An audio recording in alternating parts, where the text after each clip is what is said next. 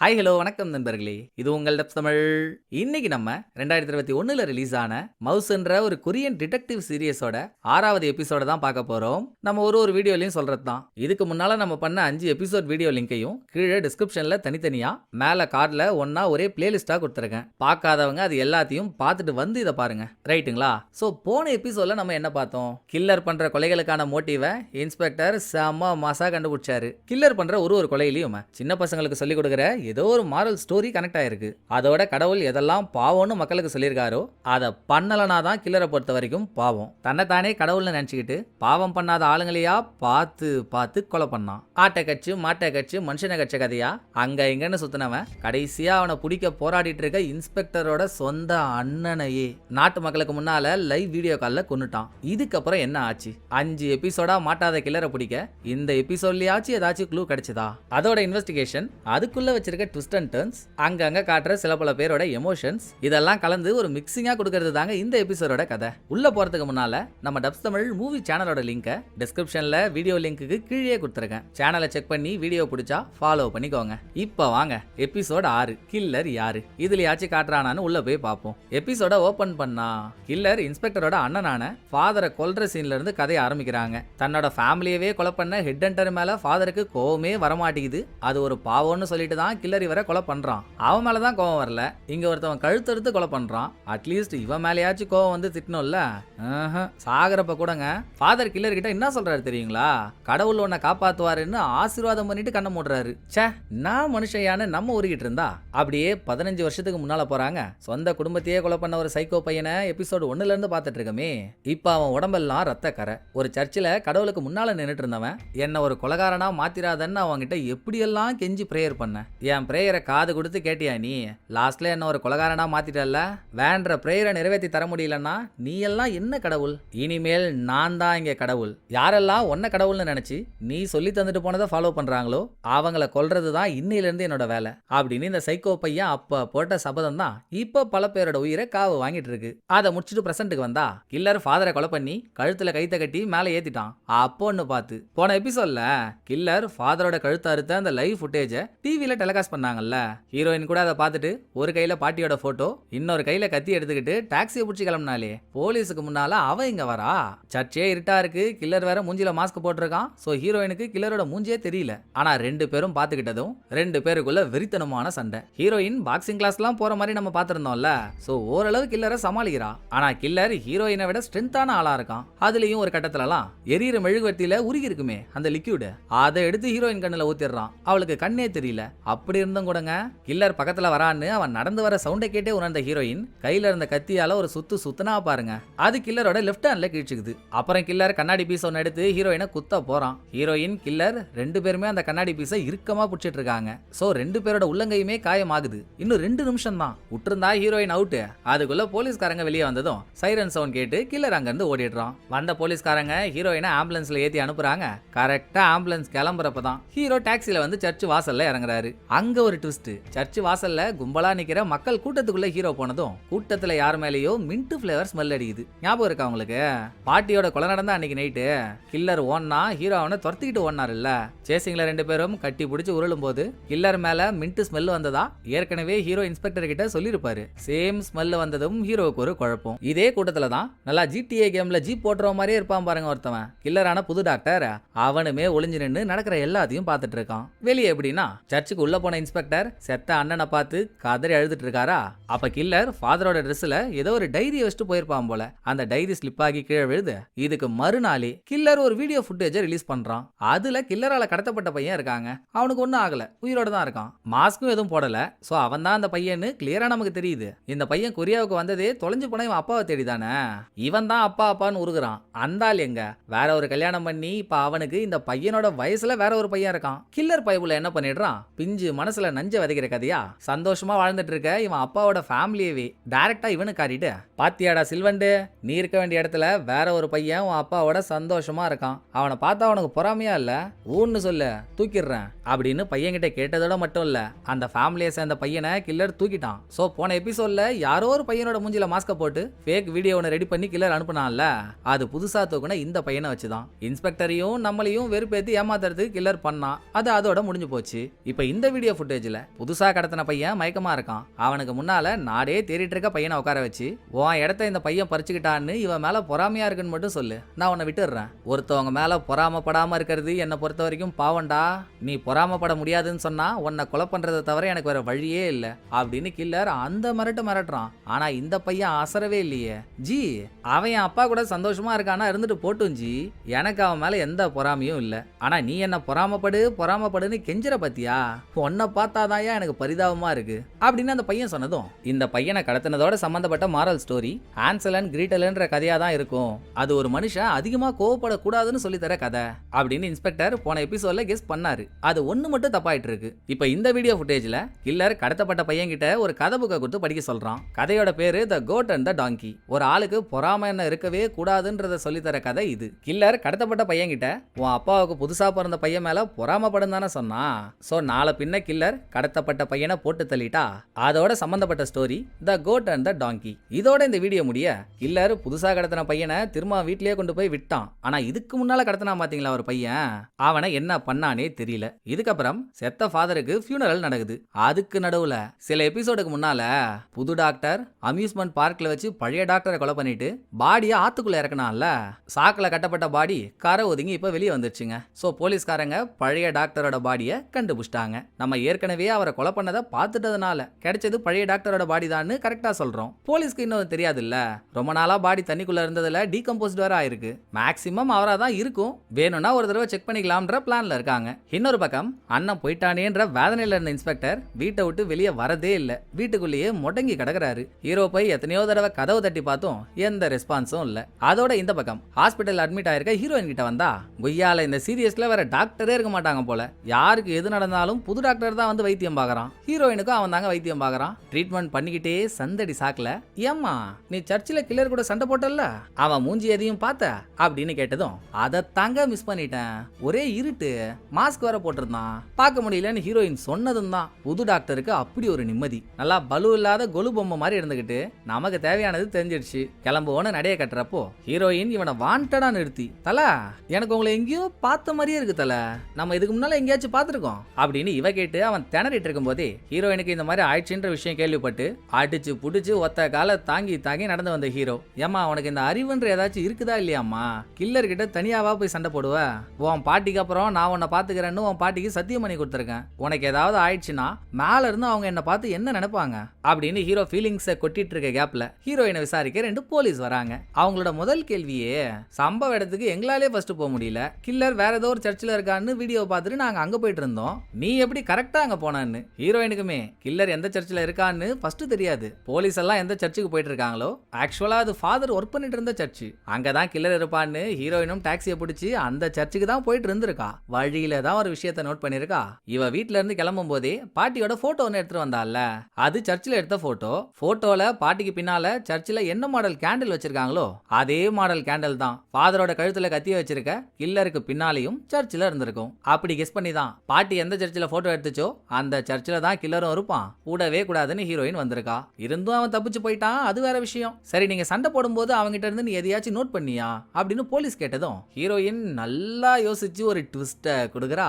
கண்டிப்பா நீங்க தேடிட்டு இருக்க கில்லர் ஒரு லெஃப்ட் ஹேண்டட் பர்சனா இருக்கவே மாட்டான்னு. நாமா சொல்ற, கில்லர் என்ன அட்டாக் பண்ணும்போது லெஃப்ட் ஹேண்டால தான் அடிச்சான். அங்க ஜெயில் சர்ச்சுக்கு மேல கார்டோட யூனிஃபார்ம் கிடைச்சி அதுல கில்லர் கத்திய சொருகி வச்சிருந்த பொசிஷனை பார்க்கும் போதும் அவன் லெஃப்ட் ஹேண்டட் பர்சன் இன்ஸ்பெக்டரே சொன்னாரு. இப்ப நீ என்ன ஒரு புது குண்டை தூக்கி போடுற அப்படின்னு ஹீரோவுக்கெல்லாம் ஷாக்கு. ஆனா ஹீரோயின் அடிச்சு சொல்றா, எனக்கு தெரியாதாங்க, சண்டை லாஸ்ட்ல கில்லர் அவனோட ரைட் ஹேண்டால தான் என்ன கத்தியால குத்த வந்தான், சோ கண்டிப்பா அவன் ரைட் ஹேண்டட் பர்சனா தான் இருக்கணும்னு கன்ஃபார்மா இவ சொன்னதும் அதுக்கு மேல ஹீரோயினுக்கு பெருசா எதுவும் ஞாபகம் வரல. வந்தா சொல்லுமான்னு போலீஸ் போயிடுறாங்க. இதோட இந்த பக்கம் ஹெட் ஹண்டரோட பொண்டாட்டின்னு சொல்லலாம், இல்ல புது டாக்டரோட அம்மான்னு சொல்லலாம். தோஸ்தின்னு ஒருத்தவங்க இருப்பாங்களே, ஞாபகம் இருக்குல்ல உங்களுக்கு, அவங்க பையனை பார்க்க புது டாக்டர் வேலை செய்யற ஹாஸ்பிட்டலுக்கு வராங்க. அவன் ஹீரோயின் எந்த ரூம்ல இருக்கானோ அந்த ரூமுக்கு வெளியவே நின்னு கொஞ்ச நேரம் குறுகுறுன்னு பார்த்துட்டு தோஸ்தி வந்ததை பார்க்காமலே வேற ரூமுக்கு போயிடுறான். இந்த கொல்லிக்கண்ணை எதை உத்து பார்த்தாலும் விளங்காதே, என்னத்தை பாக்குறான்னு தோஸ்தியும் அந்த ரூம் கிட்ட போய் எட்டி பார்த்தா உள்ள ஹீரோவும் ஹீரோயினும் பேசிட்டு இருக்காங்க.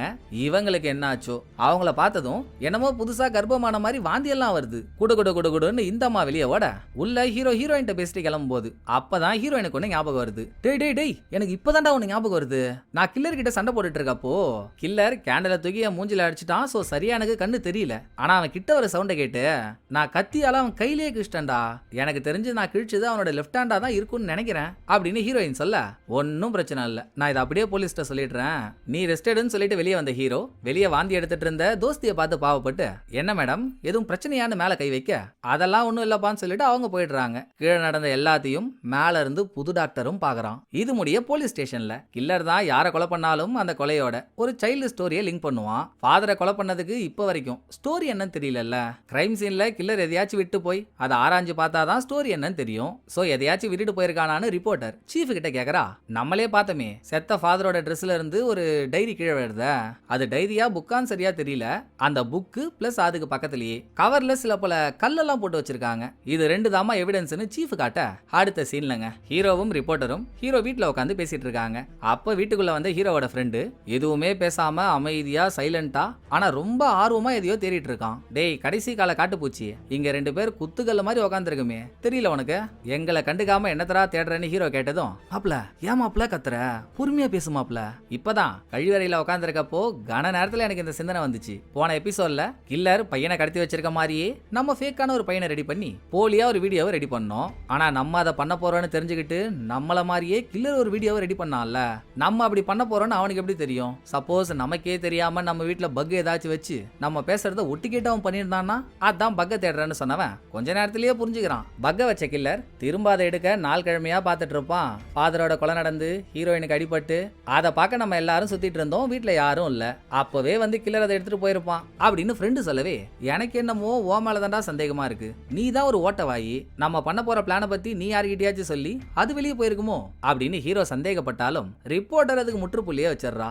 எப்படிரா ஷோ நடக்கிறதுக்கு 2 மணி நேரத்துக்கு முன்னாலதான் நம்ம அந்த பிளானையே பண்ணோம், 2 மணி நேரத்துல நம்ம வெளியே போய் அதை சொல்லி அது கில்லர் காதுக்கு போய் இதெல்லாம் நடக்கிற கதையே இல்ல, இவன் சொன்ன மாதிரி பக்கா தான் இருக்கணும் அப்படின்னு ரிப்போர்ட்டரும் ஒத்துக்க. அதுக்கப்புறம் வீட்டுக்குள்ள போன இன்ஸ்பெக்டர் இன்னும் வெளியே வரவே இல்ல. வெறும் வயிற்றுலயே குடிச்சு குடிச்சு இந்நேரம் அவர் குடல் எல்லாம் காஞ்சி போயிருக்கும். சாப்பிடாம இருந்து மனுஷன் செத்துற கித்துற போறான், எதையாச்சும் பண்ணி கொடுப்போம் அப்படின்னு என்ன சாப்பாடு பண்ணலாம்னு ஹீரோவோட ஃப்ரெண்டு 2 பேரும் வீட்டுக்குள்ள தேடிட்டு இருக்காங்க. அப்போ வெளியே ஏதோ ஒரு சவுண்டு. ஃப்ரெண்டு கதவை திறந்து பார்த்தா வெளியே யாரும் இல்ல. ஆனா அவன் கதவை மூடிட்டு போனதுக்கு அப்புறம் தான் நமக்கு காட்டுறாங்க புது டாக்டர் இருக்கான்ல, அவன் திருட்டுத்தனமா இந்த வீட்டுக்கு வந்திருக்காங்க. எதுக்கு வந்தானோ வேலையை முடிச்சுட்டு போயிட்டான். உள்ள இன்ஸ்பெக்டருக்காக என்ன செய்யலாம்னு பார்த்துட்டு இருந்த ஹீரோ ஃப்ரிட்ஜில் ஃபாதர் கொடுத்த சாப்பாட்டை பார்க்க, நான் போன எபிசோட்ல இந்த சீனை சொல்லாம விட்டேன்னு நினைக்கிறேன். கடைசியா எல்லாரும் ஹீரோவோட வீட்டுல இன்வெஸ்டிகேஷன் பண்ணிட்டு இருந்தாங்கல்ல, அப்ப ஃபாதர் ஹீரோவோட வீட்டுக்கு வந்து அவரோட தம்பிக்காக அவர் கையாலேயே செஞ்ச சாப்பாடை கொடுத்துருப்பாரு. தப்பி தவறி கூட அதை நான் கொடுத்தேன்னு சொல்ற போறப்பா இன்ஸ்பெக்டர் அதை தொடமாட்டான், நீயா செஞ்ச மாதிரி கொடுன்னு சொல்லிட்டு போயிருப்பாரு. அதுல இப்ப கொஞ்சம் மீதி இருக்கு. அதை எடுத்துக்கிட்டு இன்ஸ்பெக்டரோட வீட்டுக்கு போன ஹீரோ நான் இப்ப சொன்ன கதையை அப்படியே இன்ஸ்பெக்டர் கிட்ட சொல்லிட்டு, இந்த சாப்பாடை நான் இங்கே வச்சுட்டு போறேங்க, இதை சாப்பிட்றதும் தூக்கி போடுறதும் உங்க இஷ்டம் அப்படின்னு சொல்லிட்டு வந்துடுறாப்புல. இன்னையோட பையன் கடத்தப்பட்டு 10 நாள் ஆயிடுச்சு. அவனுக்கு என்ன ஆச்சுன்னே தெரியல. நடுவுல கில்லரும் சும்மாவே இருக்க மாட்டான்.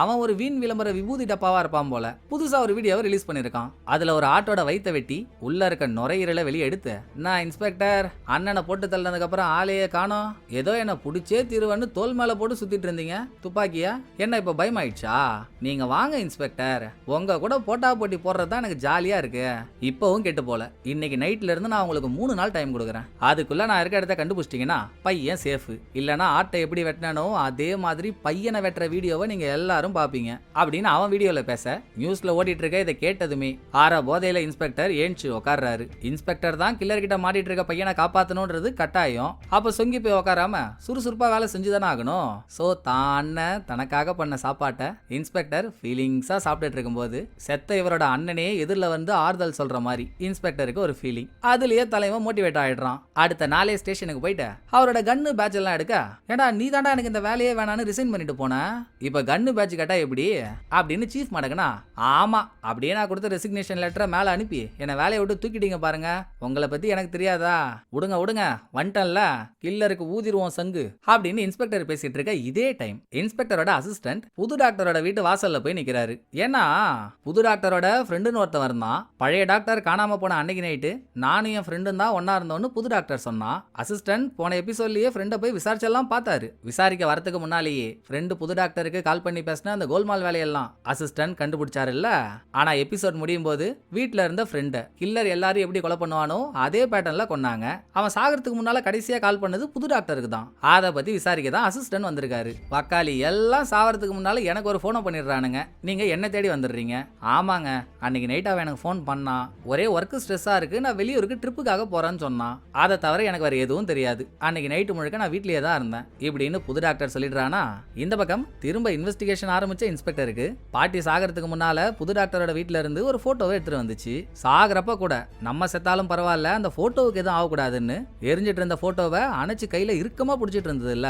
பாட்டி கையில கிடைச்ச சின்ன போட்டோ பிட்ட வச்சு அது கொலை பண்ணப்பட்ட 4th விக்டிமோட போட்டோ தான்றத இன்ஸ்பெக்டர் கண்டுபிடிச்சிட்டாரு. ஆனா அதை பாட்டி எங்க இருந்து எடுத்துட்டு வந்திருக்கோம், அதுதான் இன்ஸ்பெக்டருக்கு இன்னமும் உறுத்தலாவே இருக்கு. இதை யோசிச்சுக்கிட்டே எதர்ச்சியா பாட்டி சாகும்போது அதுகிட்ட என்னென்ன பொருளா இருந்துச்சுன்னு தேட ஹேண்ட்பேக் ஒன்ன பாட்டி வச்சிருந்ததா எவிடன்ஸ் லிஸ்ட்லயும் இருக்கு. பஸ்ல பாட்டி ஏறி இறங்குச்சுல்ல, அந்த சிசிடிவி ஃபுட்டேஜ்லயும் பாட்டி கிட்ட ஒரு பேக் இருக்கு. நம்ம ஏன் அந்த பேக்கை பார்க்காமலே போயிட்டோம் அப்படின்னு இன்ஸ்பெக்டர் இப்ப போய் பேக்கை செக் பண்ண அதுல சில ஜூஸ் பாட்டில்லாம் இருக்கு. அப்படியே இதை பார்த்ததும் இன்ஸ்பெக்டர் மண்டையில ஒரு மணி அடிச்சு ஒரு பிரமாதமான க்ளூ கிடைக்குது. பாட்டி அதோட வீட்டு ஸ்டாப்ல பஸ்ல ஏறி வேற ஏதோ ஒரு ஸ்டாப்ல போய் இறங்கி இருக்கும். அந்த ஏரியால பாட்டி எங்க போயிருக்கும்னு சுத்து வட்டார மொத்தமும் ஹீரோவும் இன்ஸ்பெக்டரும் பாட்டியோட போட்டோவை காட்டி ஒவ்வொரு ஆள்கிட்டயா கேட்டும் பாட்டி எந்த ஏஜென்சிக்கு வேலை கேட்டு போச்சோ அந்த ஏஜென்சிக்காரனுங்களே பாட்டி இங்க வந்துச்சுன்ற உண்மையை சொல்லல. இன்னும் தெளிவா சொல்லணும்னா ஹீரோ தான் அந்த இடத்துக்கு போயிருப்பாரு. பாட்டி இங்க வரும்போது எந்த லேடி பேசுச்சோ ஹீரோ போகும்போது அந்த லேடி இருந்திருக்க மாட்டா. ஹீரோ வேற ஒரு ஆள்கிட்ட விசாரிச்சுட்டு வெளியே வந்து கரெக்டா இன்ஸ்பெக்டரும் கடவாசலுக்கு வரப்பதான் பாட்டி கிட்ட பேசின லேடி கடைக்குள்ளேயே போயிருப்பா. அப்ப அவ கையில நிறைய ஜூஸ் பாட்டில்ஸ் எடுத்துட்டு போறத இன்ஸ்பெக்டர் பார்த்திருப்பாரு. அதே ஜூஸ் பாட்டில் தாங்க இப்ப பாட்டியோட பேக்லயும் இருக்கு. பாட்டி தான் கிளம்புறதுக்கு முன்னால ஃப்ரிட்ஜ்ல இருந்து 2-3 பாட்டில் எடுத்து உள்ள போட்டிருக்கும். எங்கேயோ இடிக்குதேன்னு இன்ஸ்பெக்டர் விசாரிக்க அங்க போய் பாட்டி அங்க வந்திருக்குன்ற உண்மையை தெரிஞ்சுக்கிட்டு அடி கிராப்பு வெட்டின கிராதகி, இந்த உண்மையை அப்பயே சொல்லியிருந்தா நான் எவ்வளவு பெரிய விஷயம் நடக்காம தடுத்திருப்பேன் தெரியுமா, உங்களை மாதிரி ஆளெல்லாம் வச்சுக்கிட்டு போலீஸ் எப்படி வேலை செய்யறது அப்படின்னு திட்டிட்டு ஏஜென்சியோட சிசிடிவி கேமராவை செக் பண்ண ஏஜென்சிக்கு ஒரு கால் வந்துச்சு. பாட்டி அதை எடுத்து பேசிச்சுல்ல, அதை பார்த்ததும் அந்த டைம் ஏஜென்சிக்கு யார் கால் பண்ணாங்கன்ற லிஸ்ட்டை இன்ஸ்பெக்டர் டிபார்ட்மெண்ட்ல எடுக்க சொல்லிடுறாரு. கால் வந்தது தோஸ்தியோட வீட்டுல இருந்துதான்னு தெரிஞ்சு போச்சு. விசாரணைக்காக இன்ஸ்பெக்டர் தோஸ்தியோட வீட்டுக்கு போக நம்ம ஒரு எபிசோட்ல பார்த்தோம், உங்களுக்கு ஞாபகம் இருக்கா மறந்துட்டீங்களான்னு தெரியல. இன்ஸ்பெக்டர் வயசு பையனா இருக்கும்போது ஒரு நாள் தோஸ்தியை மீட் பண்ணி, உன் புருஷனால தானே என் அண்ணன் ஹாஸ்பிட்டல்லே இருக்கான், அவன் ஆபரேஷன் செலவுக்கு என்கிட்ட காசு இல்ல, காசை கூடன்னு கேட்டு சண்டை வாங்கினாரு இல்ல. ஆனா இப்ப தோஸ்தியை பார்க்கும்போது தோஸ்தி தான் ஹெட் ஹண்டரோட பொண்டாட்டின்னு இன்ஸ்பெக்டருக்கு தெரியல. அவளும் நேக்கு வாசல்ல இன்ஸ்பெக்டர் நிக்கிறத பார்த்ததுமே வீட்ல இவளும் புது டாக்டரும் சேர்ந்து எடுத்திருந்த போட்டோவை தூக்கி ஒளிச்சு வச்சிடறாங்க. அப்புறம் உள்ள வந்த இன்ஸ்பெக்டர், இவங்க வீட்ல கால் உடைஞ்ச நாய் இருக்கே, அதை பார்த்துட்டு நீங்க அன்னைக்கு எதுக்கு ஏஜென்சிக்கு கால் பண்ணீங்கன்னா தெரிஞ்சுக்கலாமா, எல்லாரும் வீட்டு வேலைக்கு ஆள் கேட்டு தான் பண்ணுவாங்க, ஆனா உங்க வீடு இந்த ஏரியால இருக்கு, நீங்க ஏன் அத்தனை கிலோமீட்டர் தள்ளி அந்த ஏரியால இருக்க ஏஜென்சிக்கு கால் பண்ணீங்க அப்படின்னு இன்ஸ்பெக்டர் கேட்டு என்ன பதில் சொல்றது. பதில் சொல்ல முடியாம ஒரே நிமிஷம் இருங்களேன், என் நாய்க்கு பசிக்குதுன்னு நினைக்கிறேன், நான் போய் சாப்பாடு வச்சுட்டு வந்துடுறேன்னு தோஸ்தி எஸ் ஆக அங்க தாங்க இன்ஸ்பெக்டருக்கு ஒரு ட்விஸ்ட். போற போக்குல தோஸ்தி அவங்களோட போனை டேபிள்லயே வச்சுட்டு போயிட்டாங்க. அப்போ போனுக்கு ஒரு மெசேஜ் வருது. இன்ஸ்பெக்டர் எட்டி மெசேஜை பார்த்தா தோஸ்தியோட அக்கௌண்ட்ல இருந்து இன்ஸ்பெக்டரோட அக்கௌண்ட்டுக்கு ஒரு 30,000 ரூபாய் காசு போனதா இருக்கு. இவ ஏன்டா நம்ம காசு அனுப்புறான்னு இன்ஸ்பெக்டர் அவரோட பேங்க் அக்கௌண்ட்டை செக் பண்ணா காசும் வந்திருக்கு. எப்படின்னு மூளையை போட்டு புழிஞ்சதுக்கு அப்புறம் தான் ஓஹோ இவதான் ஹெட் ஹண்டரோட பொண்டாட்டியா, அன்னைக்கு நம்ம அண்ணன் ஆபரேஷனுக்காக காசு கேட்டோம், அன்னையில இருந்து இன்னைக்கு வரைக்கும் மாசம் நம்ம அக்கௌண்ட்ல இவ தான் காசு போடுறா.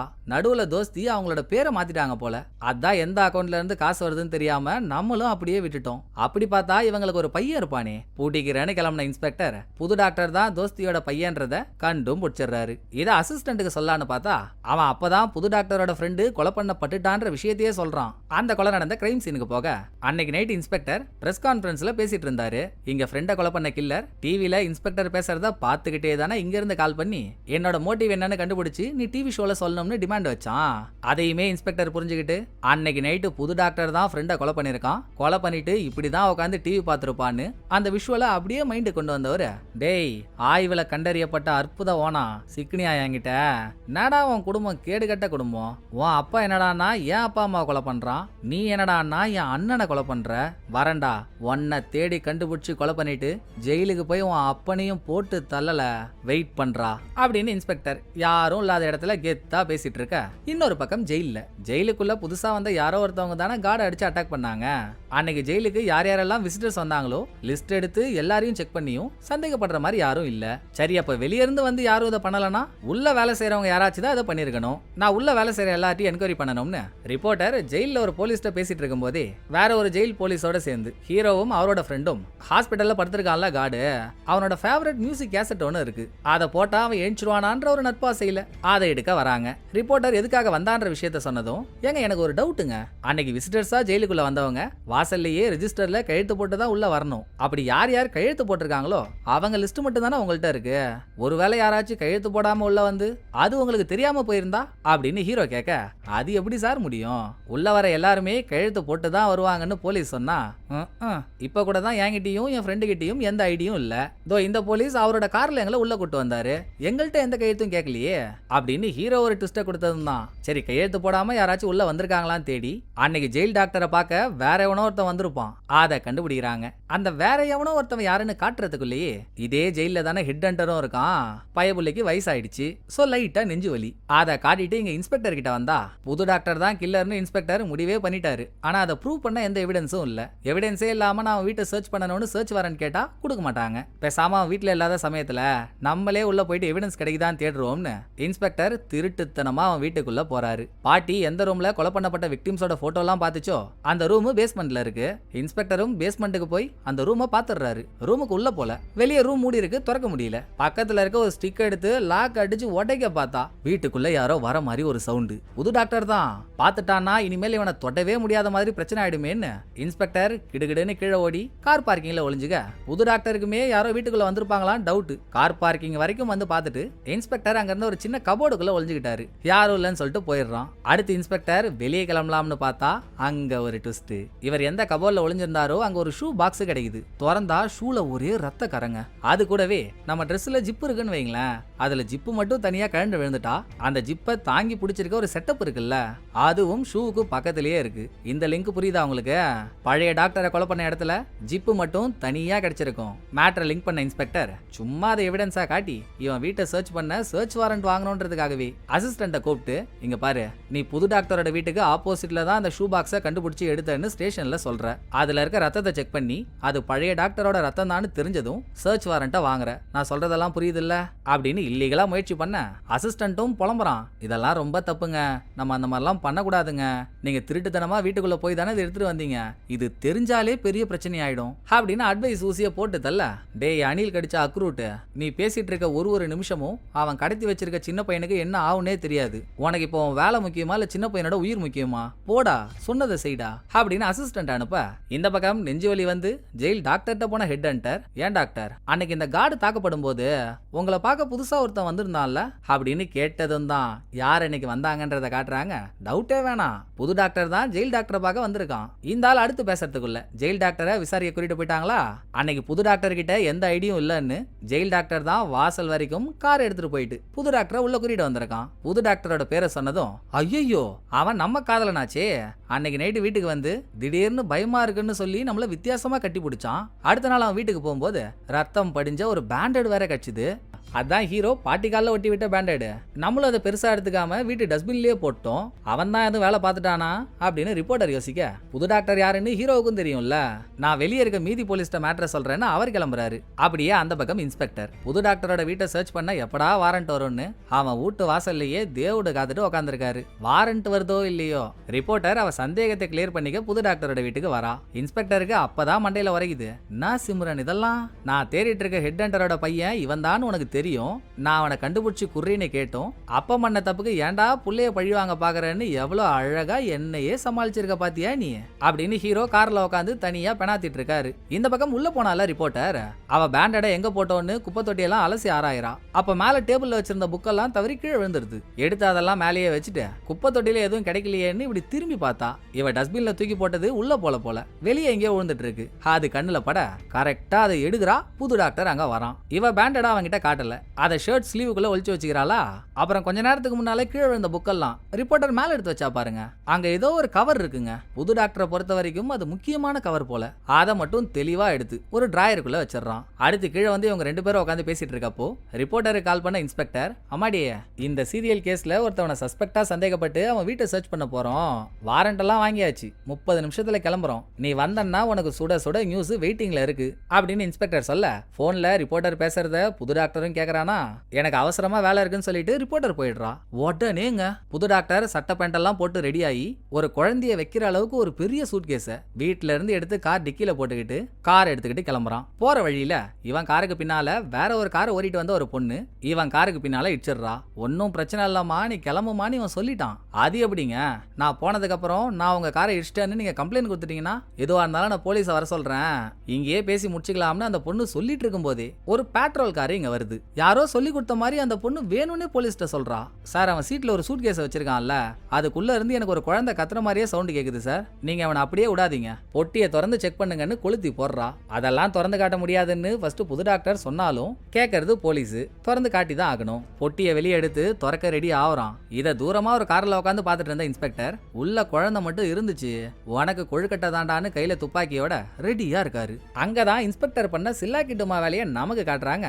ரிப்போர்ட்டர் புது டாக்டர் வீட்டுக்குள்ள போனதும் சர்ச் வாரண்ட்டுக்காக இன்ஸ்பெக்டர் வெயிட் பண்ணிட்டு இருந்தாரு இல்ல, அப்ப ஸ்பாட்டுக்கே வந்த அசிஸ்டன்ட், ஏங்க நம்ம கேக்குற மாதிரி வாரண்ட் தரமாட்டானுங்க, என்னால ஒன்னும் பண்ண முடியலன்னு கையை விரிச்சிடறான். நடா இப்படி சொல்லிட்ட, கில்லர் எனக்கு கொடுத்த டைம் லைன் வேற இன்னையோட முடிய போகுது, எப்படியாவது நம்ம புது டாக்டரோட வீட்டுக்குள்ள போய் செக் பண்ணியே ஆகணுமே, கடத்தப்பட்ட பையன் உள்ள இருக்கானான்னு என்ன பண்றதுன்னு பல விதமா யோசிச்சு, ரைட்ரா நம்மளால உள்ள போய் தேட முடியலன்னா என்ன, அவன் வீட்டுக்கு போலீஸ் வரப்போறாங்கன்னு ஆவாஸ் காட்டினாலே அவன் கடத்தின பையனை வெளியே எங்கேயாவது கொண்டு போய் வைக்கலான்னு வெளியே கொண்டு வருவான்ல, அப்ப கையும் களவுமா பிடிச்சிருவோம் அப்படின்னு பிளான் பண்ணி தான் உள்ள இருக்க ரிப்போர்ட்டருக்கு சும்மா சர்ச் வாரண்ட் வாங்கிட்டதா போய் சொல்லியிருக்காரு. காரை எடுத்துட்டு போய் இடிச்ச பொண்ணு கூட அசிஸ்டன்டோட கேர்ள் ஃப்ரெண்டு தான். எவ்வளவு பண்ணி என்ன புண்ணியம், பொட்டியை திறந்தா உள்ளதான் குழந்தை இருப்பான்னு எல்லாரும் ஏன் நம்ம உட்பட நினைச்சிட்டு இருந்தா பொட்டியில எந்த பையனும் இல்ல. கார் டிக்கியை திறந்து பார்த்தா அங்கேயும் எதுவும் இல்ல. இன்ஸ்பெக்டர்கள்லாம் காண்டு ஃபேக்டரிஸ் ஆயிடுது, எப்படா எதுவும் இல்லாம இருக்கும், முடியலடா மண்டை காயுதே.